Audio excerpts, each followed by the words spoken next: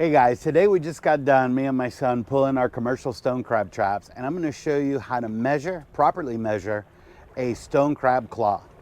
Knowing how to properly measure the claw is essential for the sustainability of the fishery. If you get claws and you measure them incorrectly and they're too small, you're killing off little crabs. So we're going to show you how to do it so you don't make these mistakes. Now, if you get a claw like this, you don't have to measure this claw. This claw is bigger than my hand. Take a look at that. All right, this is what we call a colossal claw.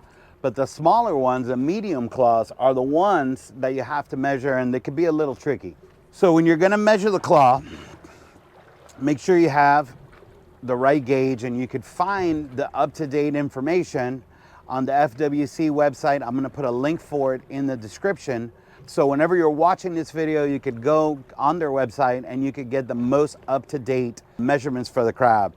And when you go to buy your crab gauge, make sure you check it, because they changed the size and they increased it. And there's a lot of places that were still selling the old size. So make sure you go ahead and measure it and you double check the gauge that you buy. But what you want to do is you want to take, and I'll put it up here close to the camera so you could see, you've got this is the crab claw, and this has already been broken off.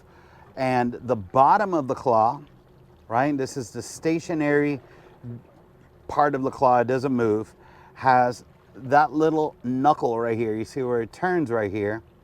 Okay, and what you want to do is you want to get your gauge right on the bottom of that, and then you want to touch, let me turn this around so you guys can see it, is what you want to do is you want to put your crab onto that part of the gauge right here. Okay, and as you can see, this crab right here, I'll put the gauge on the other side, this crab exceeds the gauge. Now, if the claw, if this was on this little bottom knuckle right here, this little bone right here, or shell, and the claw were to fall below the gauge like this, then that would be an illegal size claw. It's too short. So when you clip it here and it's touching the little shell on the bottom where the knuckle is, the crab has to exceed the end of the gauge for it to be a good claw. Now guys, here in the state of Florida, you can actually do recreational stone crabbing. So you can have, all you need is a valid fishing license, and you can add the stone crab endorsement on it, and everybody gets 5 traps.